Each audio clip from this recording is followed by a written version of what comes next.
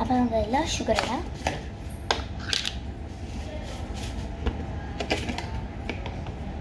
കുറേ ഷുഗർ ഇടാം. ഇത്ര ചെറിയ സ്പൂണിലൊന്നും ഉണ്ടായാൽ ഫ്ലാറ്റ് പോലെ ഇരിക്കുന്നത് കണ്ടോ. ഇത്തിരി കൊയ്യാൽ ഇത്തിരി ഷുഗർ ഇടാം. നിങ്ങൾ എത്ര എടുക്കും. ഇത് കുറച്ച് പാടുപെട്ട പണിയാണെങ്കിൽ ഇതിലൊന്നും വേറെ ഒന്നും വേണ്ട ഗൈസ്. ഇതിൽ കുറച്ച് ഷുഗർ ഇടാം. എളുപ്പമായിട്ട് ഉണ്ടാക്കാൻ പറ്റും.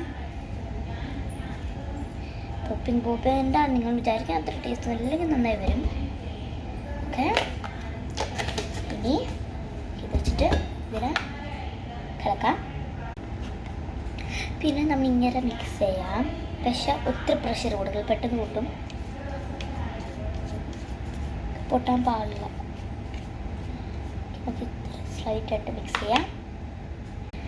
അപ്പം ഇനി ഒരെണ്ണം എടുക്കുക.